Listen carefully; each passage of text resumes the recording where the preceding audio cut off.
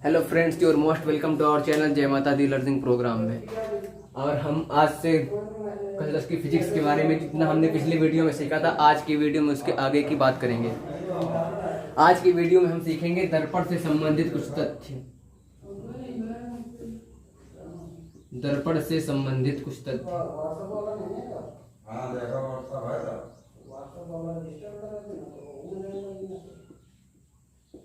मतलब कि आज हम दर्पण के बारे में सीखेंगे। दर्पण क्या है, शीशा क्या है, इसके बारे में आज हम जानेंगे। ठीक, दर्पण के बारे में आधी चीजें हम पिछले वीडियो में बता चुके हैं, और जो लोग नए हैं कृपया जाके पिछले वीडियो जरूर देख लें। तो आज हम क्या जानेंगे? हम जानेंगे फर्स्ट दर्पण का द्वारक। पहले मैं आपको बता दूं, जो हमें जानना है वो मैं इस साइड लिखे दे रहा हूं, फिर मैं आपको डिस्क्राइब कर दूंगा। ठीक, दर्पण का द्वारक क्या होता है? सेकेंड, दर्पण का द्वारक के बाद जानेंगे दर्पण का ध्रुव। दर्पण का ध्रुव, फिर जानेंगे वक्रता केंद्र।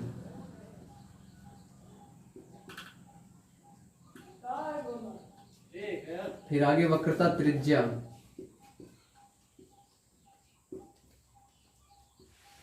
अब आगे मुख्य अक्ष। दर्पण का मुख्य अक्ष क्या होता है?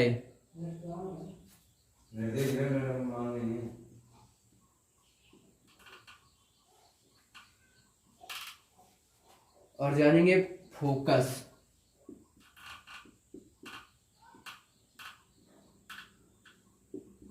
फोकस दूरी और फोकस तल, ये क्या होते हैं? तो दर्पण का द्वारक क्या है? दर्पण का द्वारक क्या होता है? तो आप लोग जानते हैं कि जैसे इस टाइप कोई दर्पण बना है और इसके बाहरी पृष्ठ पर पालिश है।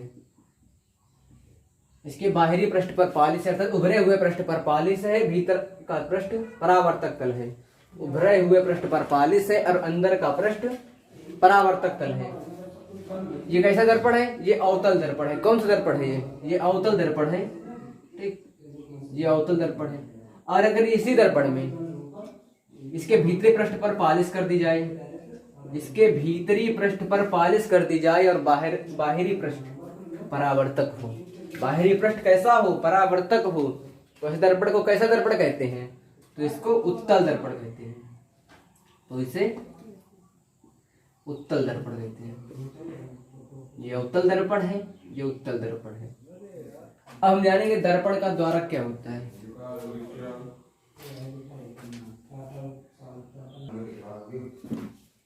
हम जानेंगे कि दर्पण का द्वारक होता क्या है। दर्पण का द्वारक किसे कहते हैं? तो कोई भी दर्पण हो, अवतल दर्पण हो या उत्तल दर्पण हो, उसका परावर्तक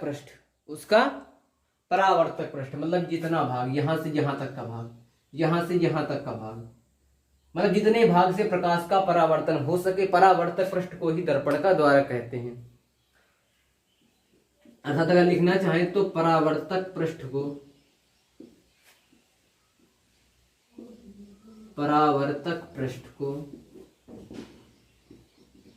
दर्पण का द्वारक कहते हैं। ठीक, मतलब दर्पण का जितना भी परावर्तक पृष्ठ होगा, चाहे वो उत्तल दर्पण हो या अवतल दर्पण हो, जितने भी भाग से प्रकाश का परावर्तन संभव हो, वही दर्पण का द्वारक है। सेकंड, दर्पण का ध्रुव। दर्पण का ध्रुव क्या होता है? What is the pole of a mirror? दर्पण का ध्रुव क्या होता है? तो दर्पण का जो परावर्तक पृष्ठ है, ये जो परावर्तक पृष्ठ है, इसका मध्य बिंदु, ये वाला पॉइंट, ये जो परावर्तक पृष्ठ का मध्य बिंदु है, इसका मध्य बिंदु को ही दर्पण का ध्रुव कहते हैं। अर्थात परावर्तक पृष्ठ की डेफिनेशन अगर लिखना चाहे तो लिख सकते हैं कि दर्पण के, चाहे वो अवतल हो या उत्तल हो, उसके परावर्तक पृष्ठ के मध्य बिंदु को ही दर्पण का ध्रुव कहते हैं। और इसे P से लिखा जाता है, ठीक। अब आगे वक्रता केंद्र क्या है, इसको रेज कर दी। अब हम जानेंगे कि वक्रता केंद्र है क्या, वक्रता केंद्र क्या है। तो थोड़ा देखो थोड़ा समझो, कॉन्सेप्ट समझो। जैसे मान लो ये आपका उत्तल दर्पण है, मान लो ये आपका एक गोला है, ठीक, ये गोला है। अगर इसका हम ये वाला भाग कट कर लें, इसका हम ये वाला भाग कट कर लें तो कुछ इस टाइप का बनेगा शेप, इस टाइप का बनेगा। मतलब इतना ऐसा ही तो हमने लाइन खींच रखी है, बाकी अगर इतना हम कट कर लें इसको, इस टाइप का बनेगा। इसके हम इस पृष्ठ पर पालिश कर दें, इस पृष्ठ पर पालिश कर दें तो कैसा दर्पण बन गया, अवतल दर्पण बन गया। तो ये बन गया अवतल दर्पण।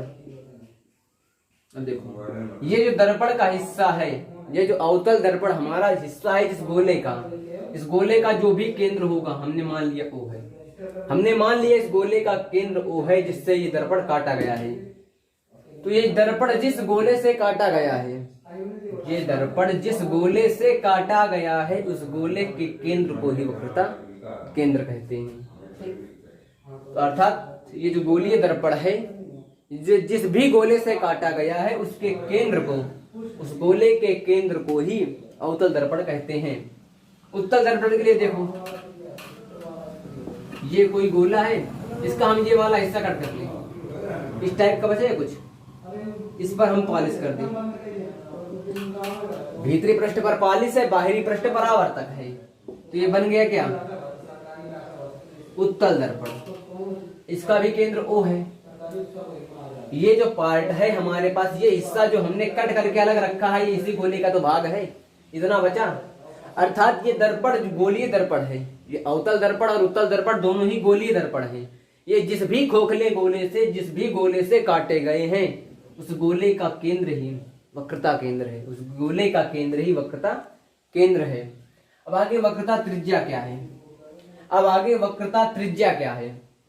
तो ये दर्पण जिस गोले से काटे गए हैं उस गोले के केंद्र से, ये दर्पण जिस गोले से काटे गए हैं उस गोले के केंद्र से परिधि तक की दूरी को, इसे दर्पण की रेडी कहते हैं ना, परिधि। तो इस दर्पण गोले के केंद्र से परिधि तक की दूरी को वक्रता त्रिज्या कहते हैं। समझ में आ रहा है ना बाबू, समझ में आना चाहिए। अब मुख्य अक्ष, अब हम जानेंगे कि मुख्य अक्ष है क्या। तो इधर देखो, ये कौन सा दर्पण है, अवतल दर्पण। यहाँ पे इसका ध्रुव P हो गया, ये इसका वक्रता केंद्र C हो गया, ठीक। यहाँ पर ये दर्पण का ध्रुव P है, ये वक्रता केंद्र C है, ठीक। और ये अवतल दर्पण है, अवतल है, इस तरफ पालिश है। ये उत्तल दर्पण है, इसमें इस तरफ पालिश है, ये बिंदु दर्पण का ध्रुव है। और यहाँ पे क्योंकि ये इस साइड से कटा, इसका वक्रता केंद्र इधर होगा। तो मुख्य अक्ष होता क्या है, दर्पण के ध्रुव, दर्पण के ध्रुव अर्थात इस बिंदु को और इस बिंदु को जिस रेखा से मिलाया जाए, वक्रता केंद्र और दर्पण के ध्रुव को जिस रेखा से मिलाया जाए उसे ही मुख्य अक्ष कहते हैं। अर्थात अगर हम इनको ऐसे रेखा खींच दे, कोई एक यहां से एक रेखा ऐसे हम खींच दें, तो ये जो हमने रेखा खींची है यही दर्पण का मुख्य अक्ष है।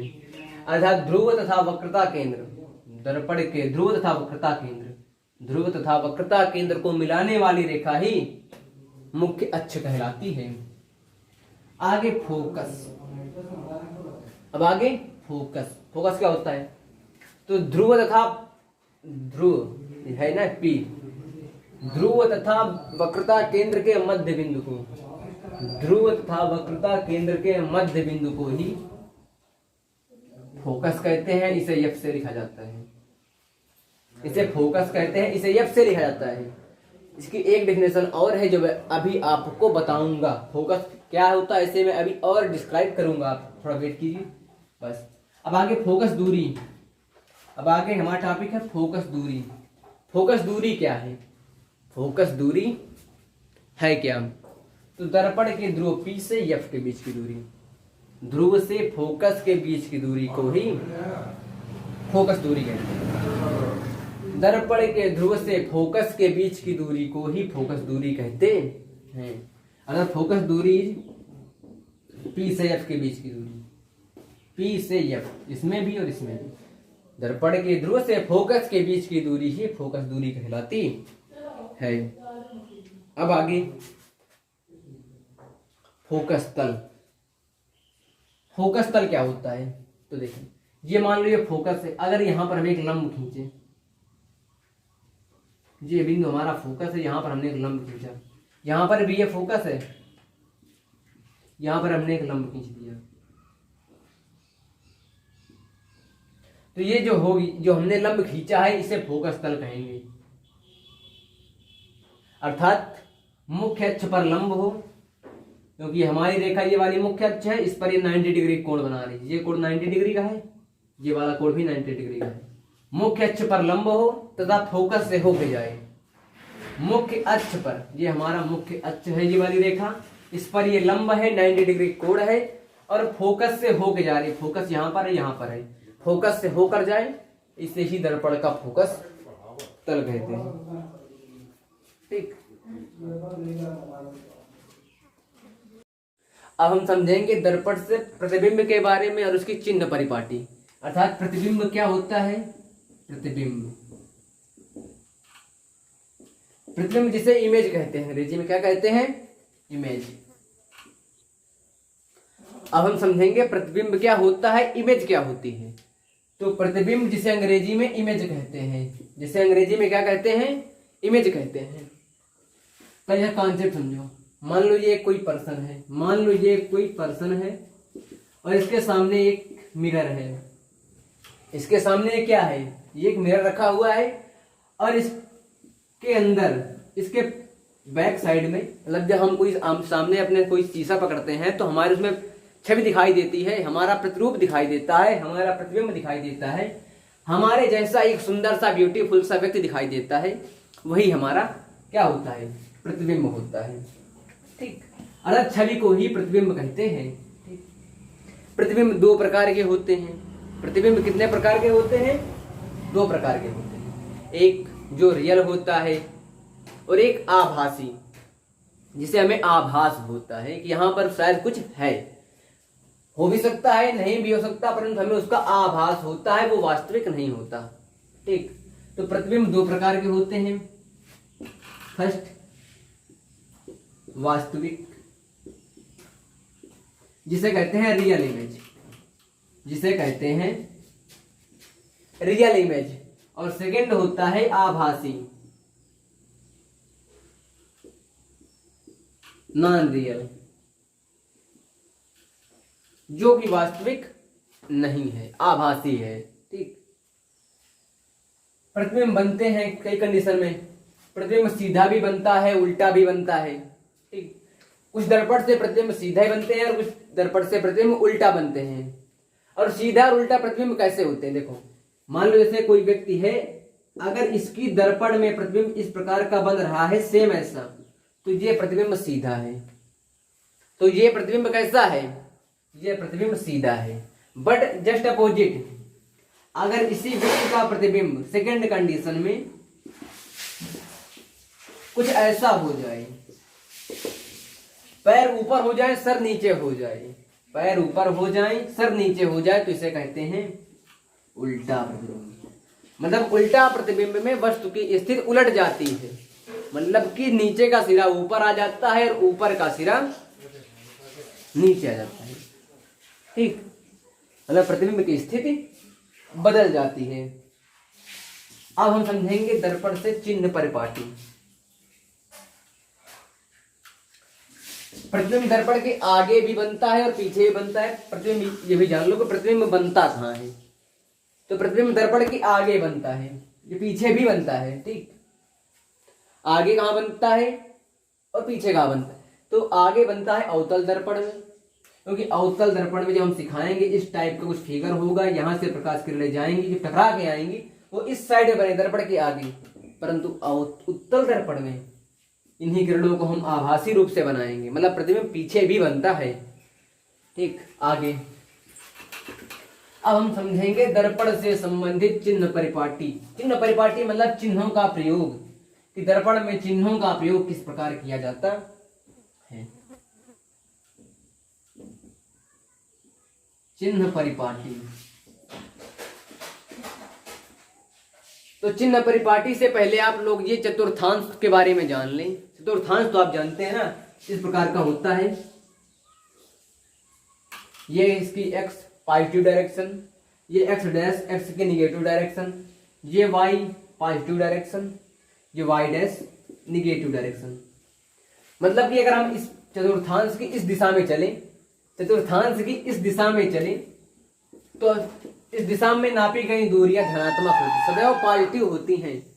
परंतु अगर हम इस दिशा में चलें तब भी दूरियां सदैव धनात्मक होती हैं वाई अक्ष की ओर।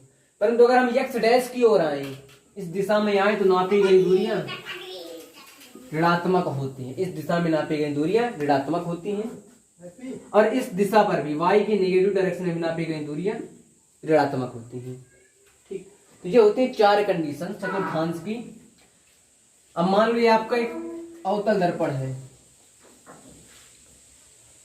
अब मान लो ये आपका अवतल दर्पण है, इसके उभरे हुए पृष्ठ पर पालिश है और भीतरी पृष्ठ परावर्तक है। और भीतरी पृष्ठ कैसा है? परावर्तक है। इसका दर्पण का ध्रुव यहाँ होगा, फोकस यहाँ पर होगा, वक्रता केंद्र यहाँ पर होगा। मतलब इसकी जो डायरेक्शन है, फोकस भी है इस दिशा में, फोकस इस दिशा में, वक्रता केंद्र भी इस दिशा में। तो फिर फोकस दूरी कैसी होगी? यहां से मान लो इसका ध्रुव है दर्पण का, ये मान लो ध्रुव है, ये वाला बिंदु है। इस साइड में नापी गई दूरियां कैसी होंगी? निगेटिव डायरेक्शन में है, एक्स की निगेटिव डायरेक्शन में है, अर्थात अवतल दर्पण जो हमारा है, इसकी फोकस दूरी जो होगी वो ऋणात्मक होगी, और वक्रता केंद्र वाली दूरी भी होगी जो ऋणात्मक होगी। बट इसके जस्ट अपोजिट अगर हम बात करें उत्तल दर्पण की, अगर हम बात करें उत्तल दर्पण की, जिसके भीतरी पृष्ठ पर पालिश हो और बाहरी पृष्ठ परावर्तक हो, जिस भाग से प्रकाश का परावर्तन संभव हो। तो मान लीजिए बिंदु इसका ध्रुव है, ये वाला बिंदु इसका, अब ये इस साइड का है, अर्थात इसका फोकस इधर होगा, वक्रता केंद्र यहाँ होगा। जब वक्रता केंद्र इस तरफ है, अर्थात इसके दाईं ओर, इसके बाईं ओर सॉरी, अर्थात इस बिंदु के बाईं ओर है, अर्थात ये वाली दिशा पॉजिटिव है। अब ये दिशा पॉजिटिव है तो फोकस दूरी भी धनात्मक होगी और वक्रता केंद्र वाली दूरी भी धनात्मक होगी।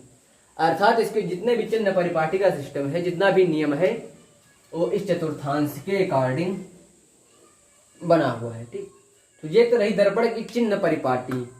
अब हम सीखेंगे कि दर्पण से प्रतिबिंब बनते कैसे हैं और दर्पण से प्रतिबिंब बनाने के नियम क्या क्या हैं। ठीक, इसको हम रेज कर दें।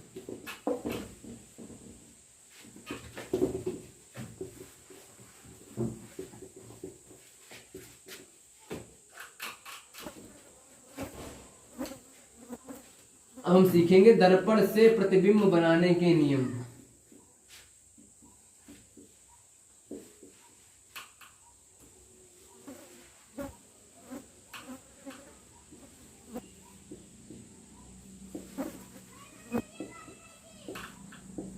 कि अगर हम किसी मिरर से इमेज बनाते हैं, किसी दर्पण से प्रतिबिंब बनाते हैं, तो उसको बनाने के कितने नियम हैं? तो इसके काफी सारे नियम हैं, बाकी मैं 3 नियम आपको बताऊंगा। फर्स्ट नंबर, नियम 1, जब कोई प्रकाश किरणें, क्योंकि प्रतिबिंब जो होता है वो प्रकाश किरणों से ही बनता है, अर्थात जब कोई प्रकाश किरण मुख्य अक्ष के समांतर आती है, पहले सुन लो फिर बता दूं, जब कोई प्रकाश किरण मुख्य अक्ष के समांतर आती है तो वह दर्पण से परावर्तन के पश्चात फोकस से गुजरती है। अब देखो कैसे, ये आपका कौन सा दर्पण है? ये आपका अवतल दर्पण है, ये आपका अवतल दर्पण है, ये इसका ध्रुव हो गया, ये इसका फोकस हो गया, ये इसका वक्सी हो गया। ठीक, और ये वाली जो रेखा है वक्रता केंद्र और ध्रुव को मिलाने वाली रेखा मुख्य अक्ष है। अब अगर हम इस अक्ष के समांतर, मुख्य अक्ष के समांतर अगर हम रेखा खींचे, मान लो हमने प्रकाश किरण यहां से, एक प्रकाश किरण यहां से डाली, तो ये दर्पण इस आईने से परावर्तन के पश्चात यहां से टकराएंगे और टकराने के पश्चात यहां से जाएंगे और यहां से जाएंगे, अर्थात ये किरणें ऐसे गई, टकराने के बाद ऐसे आ गई। अर्थात प्रकाश किरणें दर्पण से परावर्तन के पश्चात फोकस से जाती हैं, लेकिन कौन किरणें? जो मुख्य अक्ष के समांतर चलती हैं। ऐसे उत्तल दर्पण में भीतरी पृष्ठ पर पालिश है, जिसका वक्रता केंद्र ये इसका ध्रुव है, ये इसका फोकस है, ये इसका वक्रता केंद्र है। अब इसका हमने मुख्य अक्ष यहां तक मान लिया, ठीक।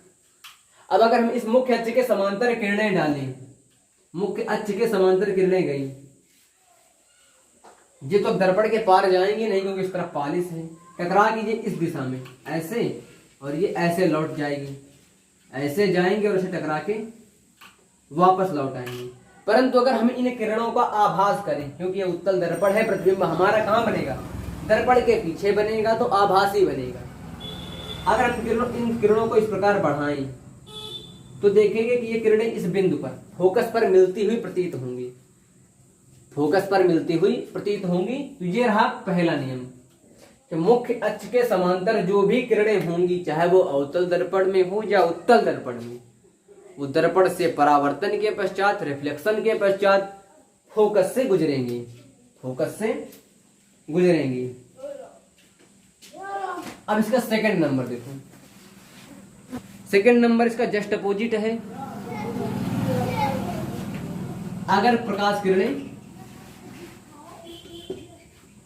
सेकंड नंबर इसका जस्ट अपोजिट है। अगर प्रकाश किरणें फोकस से गुजरें, अगर प्रकाश किरणें फोकस से जाए मान लो, तब क्या होगा, तब देखें ये अवतल दर्पण, इसके इस फ्रंट पर पालिश है, ये वाला ध्रुव है, ये इसका फोकस है और ये वक्रता केंद्र है। अब अगर किरणें फोकस से जाएं तब क्या होगा, भाई डाल दे फोकस से किरणें, देखते हैं क्या होता है। तो ये किरण गई यहां से, ये टकराई, ये लौट के ऐसे आई। एक किरण हमने यहां से डाली, ये किरण गई यहां से टकरा के ऐसे आई। मतलब कि जो किरणें हमने फोकस से डाली यहां से और यहां से, वो टकराने के पश्चात मुख्य अक्ष के समांतर हो गई। अर्थात जो भी कौन किरण फोकस से डाली जाती है, वो परावर्तन के पश्चात यहां से टकराएंगी दर्पण से और फिर मुख्य अक्ष के समांतर हो जाएंगी। ये अवतल दर्पण में यही कंडीशन है और उत्तल दर्पण में भी। मान लो ये उत्तल दर्पण है, यहां पर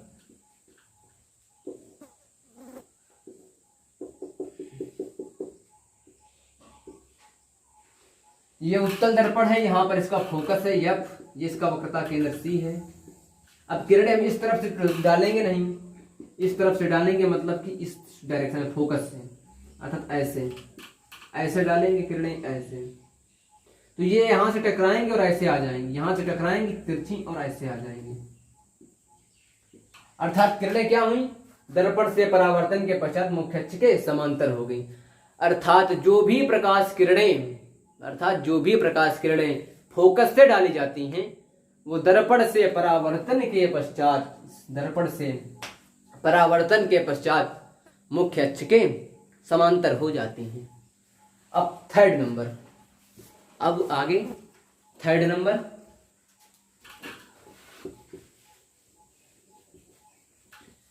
कि जो भी किरण मान लो हमने वक्रता केंद्र से डाली तब क्या होगा। मान लो हमने प्रकाश किरणें वक्रता केंद्र से डाली तब क्या होगा, तो देखिए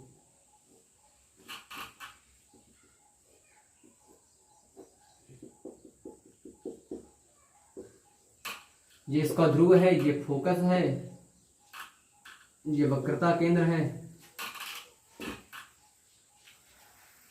हमने प्रकाश किरणें वक्रता केंद्र से डाली तो क्या होगा, ये वक्रता केंद्र से किरण गई यहां तक, ये तुरंत इसी टकराएगी, ऐसे आ जाए, ये गई ऐसे गई टकरा के ऐसे आ जाएगी। मतलब कि जो भी प्रकाश किरणें वक्रता केंद्र से डाली जाती हैं, वो परावर्तन के पश्चात बिना इधर उधर भटके, बिना इधर उधर कहीं गए, अपने मार्ग में वापस लौट आती हैं। चाहे अवतल दर्पण में हो या फिर उत्तल दर्पण में हो।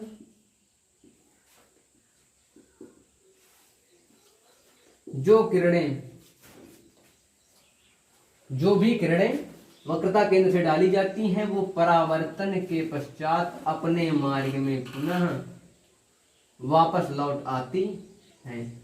मतलब कि ये इधर उधर कहीं नहीं जाती हैं। किरणें वक्रता केंद्र से डाली जाती है और वही किरण अपने मार्ग में वापस लौट आती है। तो ये रहे दर्पण से प्रतिबिंब बनाने के कुछ नियम। और अब हम सीखेंगे कि अवतल दर्पण द्वारा प्रतिबिंब बनाए कैसे जाते हैं। अवतल दर्पण द्वारा प्रतिबिंब बनाए कैसे जाते हैं, अर्थात अवतल दर्पण द्वारा प्रतिबिंब का बनना, अर्थात अवतल दर्पण द्वारा प्रतिबिंब का बनना। अवतल दर्पण द्वारा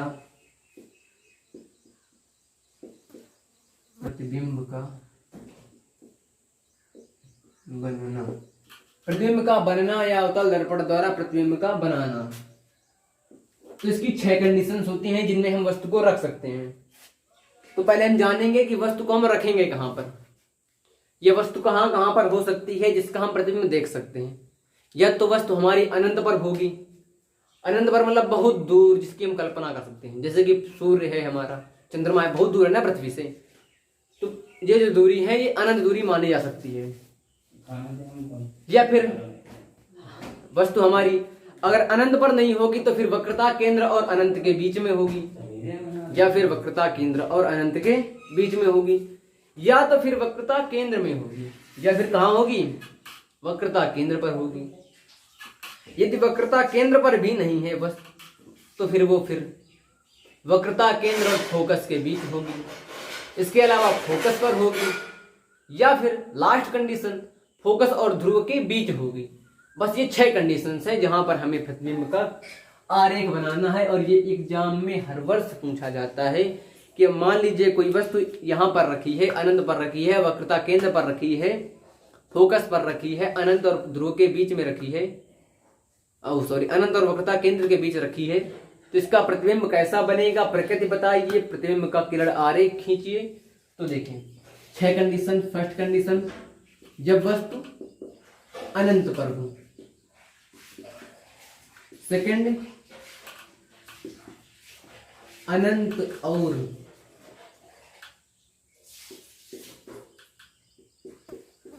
वक्रता केंद्र के बीच। थर्ड, वक्रता केंद्र पर। फोर्थ, वक्रता केंद्र और फोकस के बीच। वक्रता केंद्र और फोकस के बीच। नेक्स्ट, फोकस पर।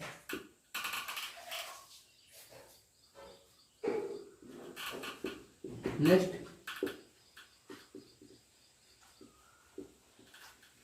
फोकस और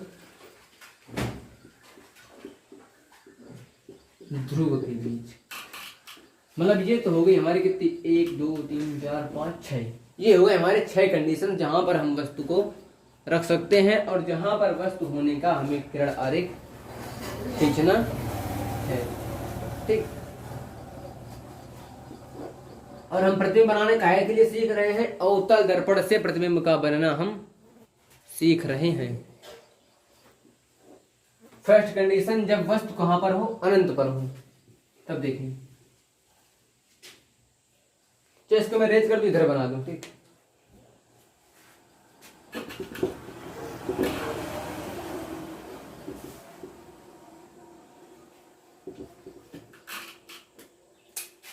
ये आपका अवतल दर्पण है जिसके भीतरी पृष्ठ पर पालिश है और उभरा हुआ तल कैसा है, परावर्तक तल है। ये इसका ध्रुव है, ये फोकस हो गया, ये वक्रता केंद्र हो गया।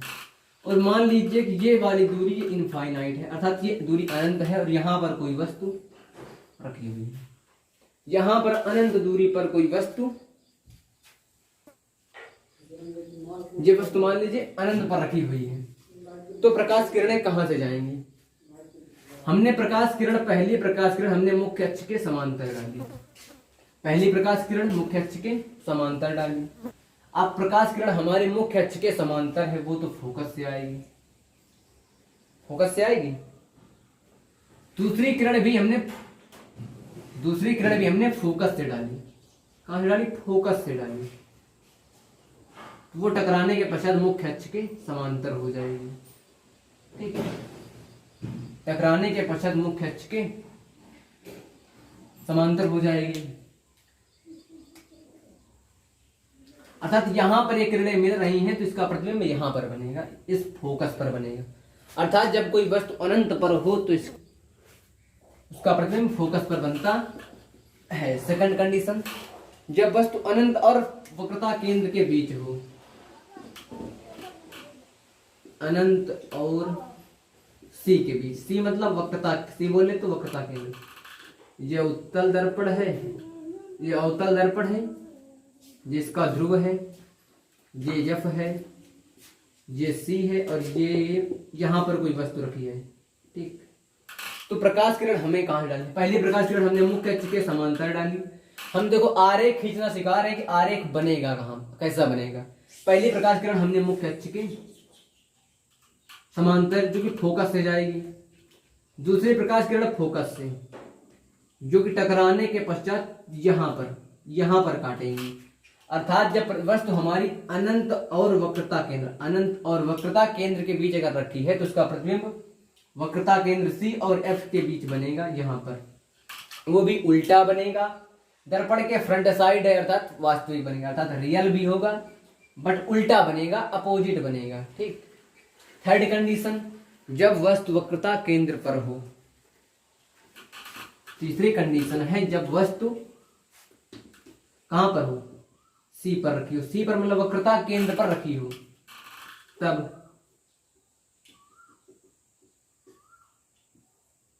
ये इसका वक्रता केंद्र सी है, ये फोकस है और यहां पर कोई वस्तु रखी हुई है, तब हमें प्रकाश किरणें डालनी। तो हमने दोनों प्रकाश किरणों को, पहली प्रकाश किरण तो हमारे मुख्य अक्ष के समांतर यहां से, और दूसरी हमने फोकस से डाली। दूसरी हमने कहां से? फोकस से डाली, जो कि टकराने के पश्चात यहां पर, अर्थात दोनों यहां पर मिलेंगी, वक्रता केंद्र पर ही मिलेंगी।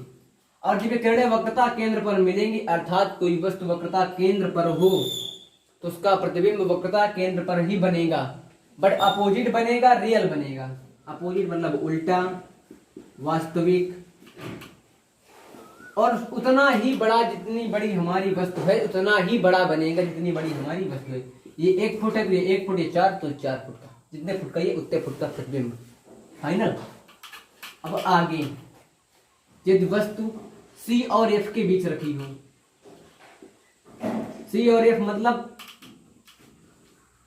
सी और एफ के बीच मतलब कि वक्रता केंद्र और फोकस के बीच कहीं रखी हो, तब यदि वस्तु वक्रता केंद्र और फोकस के बीच रखी हो, तब जिसका फोकस हो गया, जिसका वक्रता केंद्र, अगर वस्तु यहां पर रखी है तब। तो पहली प्रकाश किरण हमने डाली कहां से? मुख्य अक्ष के समांतर, जो कि फोकस से गई, यहां से आई, यहां से गई। दूसरी प्रकाश किरण हमने कहां से डाली? दूसरी प्रकाश किरण हमने डाली फोकस से। दूसरी प्रकाश किरण हमने फोकस से डाली, जो कि ऐसे गई और यहां से आ गई, अर्थात ये यहां पर मिली, अर्थात यहां पर प्रतिबिंब बनेगा। वक्रता केंद्र तो हम पार कर चुके, अर्थात ये दूरी तो अनंत है। अर्थात अगर कोई वस्तु वक्रता केंद्र और फोकस के बीच है, वक्रता केंद्र और फोकस के बीच है, तो उसका प्रतिबिंब अनंत और वक्रता केंद्र के बीच बनेगा। वो भी वस्तु से बड़ा बनेगा, वस्तु से बड़ा बनेगा, क्योंकि ये दूरी इतनी है, ये दूरी अधिक है, अर्थात वस्तु से बड़ा बनेगा, उल्टा बनेगा, परंतु वास्तविक बनेगा। नेक्स्ट कंडीशन, यदि वस्तु फोकस पर रखी हो, यदि वस्तु एफ पर रखी हो,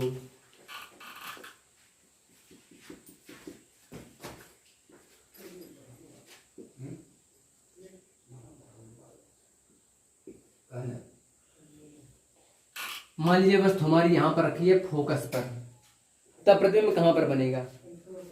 पहली प्रकाश किरण हमने मुख्य अक्ष के समांतर डाली, जो कि फोकस से गई है, क्योंकि देखो हमें परावर्तन के नियमों का पालन करना है, जो मतलब प्रतिबिंब बनाने के जो 3 नियम उनका पालन करना है, हम वहीं से प्रकाश किरण डाल सकते हैं। तो पहली प्रकाश किरण हमने मुख्य अक्ष के समांतर डाली, जो कि फोकस से गई, और दूसरी प्रकाश किरण हमने वक्रता केंद्र से डाली, वक्रता केंद्र से, जहां से ऐसे गई, ऐसे ऐसे प्रतिबिंब मतलब थोड़ा आईना बड़ा होगा, ऐसे ऐसे, ठीक, मतलब बड़ा शीशा है। यहाँ से गई, ऐसे गई और ऐसे टकराई, फिर ऐसे लौट आई। तो ये देखो, ये जाके कहीं ना कहीं मिल ही जाएंगी, बहुत दूर मिलेंगी जाके, पता नहीं कहाँ मिले जाएंगे। अर्थात ये आरेख बढ़ता ही जाएगा, अर्थात ये किरणें अनंत पर मिलेंगी, अर्थात इसका प्रतिबिंब अनंत पर बनेगा, उल्टा बनेगा, वास्तविक होगा, वस्तु से बड़ा होगा, काफी बड़ा होगा। काफी का मतलब बहुते बड़ा होगा, वस्तु से तो बड़ा होगा, क्योंकि अनंत पर बनेगा, पता नहीं कितना बड़ा बने जाके। अब लास्ट कंडीशन है, यदि वस्तु पी पर हो, पी पर मतलब अगर दर्पण के ध्रुव पर वस्तु रखी हुई है तो क्या होगा। ओ सॉरी, पी और एफ के बीच रखी है, पी पर कहाँ होगी, पी और एफ के बीच है, पी और एफ के बीच कहें, या एफ और पी के बीच कहें, ये अवतल दर्पण, ये ध्रुव, ये फोकस, ये वक्रता केंद्र, ठीक। अगर वस्तु यहां पर रखी है तब पहली प्रकाश किरण हमने मुख्य अक्ष के समांतर डाली, जो कि टकराने के पश्चात फोकस से जाएगी, ऐसे ऐसे किरण गई, ऐसे टकराई, ठीक। मतलब प्रकाश किरण पहली हमने मुख्य अक्ष के समांतर डाली, जो कि ऐसे गई, और दूसरी प्रकाश किरण हमने वक्रता केंद्र से डाली, जो कि ऐसे गई और ऐसे, ठीक। जिस मार्ग से जाएगी उसी में लौट आएगी। अब ये देखो, ये इधर जा रही है, इधर जा, मतलब ये किरणें आपस में मिलेंगी नहीं। अगर हम इनको इस तरफ बढ़ाएं तो ये कहीं दूर काटेंगी जाके, मतलब दर्पण के पीछे, इसकी हम कल्पना कर सकते हैं, इमेजिन कर सकते हैं कि ये इस तरफ काटेंगी, तो इसका प्रतिबिंब जो कि दर्पण कैसा बनेगा, दर्पण के पीछे बनेगा, सीधा बनेगा, आभासी बनेगा, और वस्तु से बहुत बड़ा बनेगा, अर्थात सीधा, आभासी, दर्पण के पीछे और वस्तु से बड़ा, ठीक। तो ये तो रहे आपके अवतल दर्पण द्वारा प्रतिबिंब कैसे बनते हैं, उन सब की 6 कंडीशंस जो कि हमने आपको बता दी, ठीक। तो आज के लिए सिर्फ इतना ही रखते हैं, और नेक्स्ट वीडियो में आपको बताएंगे कि दर्पण की पहचान कैसे की जाती है, कि हमें पता कैसे चलेगा कि दर्पण कौन सा है। और आप सब लोगों का बहुत बहुत थैंक्स। कृपया चैनल को सब्सक्राइब कर लें और वीडियो को लाइक करें और अपने दोस्तों को भी शेयर करें। बाय बाय, टेक केयर, पढ़ते लिखते रहना।